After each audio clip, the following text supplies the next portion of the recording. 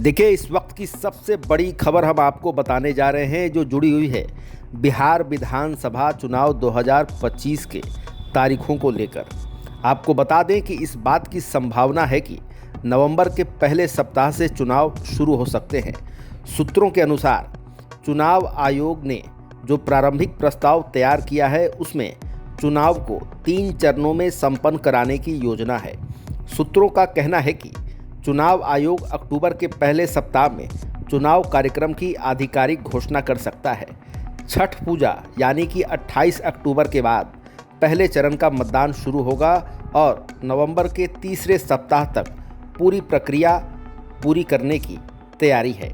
आपको बता दें कि 243 सदस्यीय बिहार विधानसभा का मौजूदा कार्यकाल 22 नवंबर को समाप्त हो रहा है।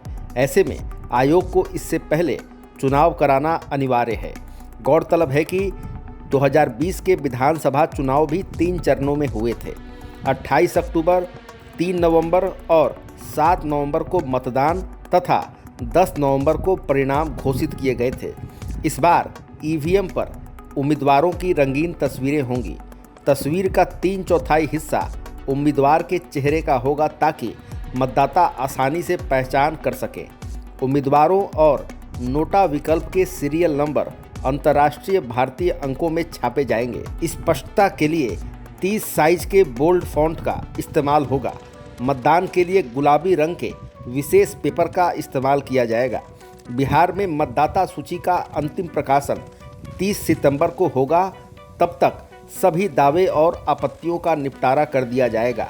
चुनाव आयोग ने विशेष गहन पुनरीक्षण यानी कि SIR की प्रक्रिया शुरू की है ताकि कोई भी पात्र मतदाता छूट न जाए और कोई भी अपात्र शामिल न हो। हालांकि इस प्रक्रिया को लेकर विवाद भी गहराया है। कांग्रेस ने आरोप लगाया है कि चुनाव आयोग ने भाजपा के दबाव में गरीबों, दलितों और प्रवासी वोटरों के नाम सूची से हटाने का काम कर रहा है। इसी मुद्दे पर राहुल गांधी ने बिहार में वोटर अधिकार यात्रा निकाली।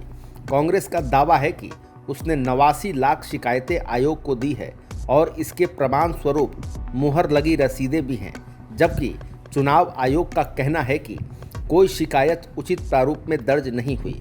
देखिए, आपको यहाँ बताना जरूरी है कि पिछले विधानसभा चुनाव में राष्ट्रीय जनतांत्रिक गठबंधन यानी कि NDA ने सत्ता हासिल की और नीतीश कुमार मुख्यमंत्री बने।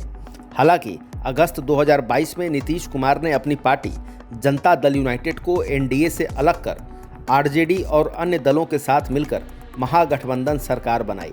इसके बाद जनवरी 2024 में उन्होंने राजद से रिश्ता तोड़ा और भाजपा के नेतृत्व वाले NDA में वापस शामिल होकर सत्ता में बने रहे।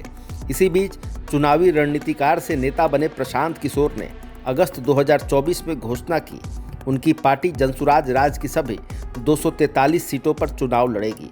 उन्होंने यह भी कहा कि कम से कम 40 सीटों पर महिला प्रत्याशियों को टिकट दिया जाएगा। ऐसे में इस बार का विधानसभा चुनाव काफ़ी अहम और निर्णायक साबित होने वाला है। आपको बता दें कि बिहार के जातीय समीकरण की अगर बात करें तो पिछड़ा वर्ग 30 से 35% है, वहीं अति पिछड़ा वर्ग 20 से 22% है। दलित और महादलित 15 से 16% हैं। इसके अलावा सवर्ण जातियां भी बिहार में अपनी उपस्थिति दर्ज करवाती है। उनकी संख्या 15% के करीब बैठती है। मुस्लिमों की बात करें तो वे 16 से 17% के आसपास बैठते हैं। जानकार मानते हैं कि बिहार की राजनीति में जो भी पार्टी इन जातियों के बीच सही तालमेल बैठाती है उसकी सरकार बनाने की संभावना भी सबसे ज़्यादा रहती है। अब इस बीच देखिए, बिहार विधानसभा चुनाव 2025 को लेकर बड़ी खबर निकलकर सामने आई है कि छठ के बाद चुनाव शुरू हो सकता है और 3 चरणों में वोटिंग की तैयारी चल रही है। फिलहाल खबरों में इतना ही। बने रहिए दिलचस्प और बड़ी खबर के लिए द इंडिया न्यूज़ के साथ। आपको हमारा वीडियो पसंद आया हो तो लाइक, शेयर, कमेंट जरूर कीजिएगा। आपने अभी तक इस चैनल को सब्सक्राइब फॉलो नहीं किया है, कृपया तुरंत कर लें। धन्यवाद।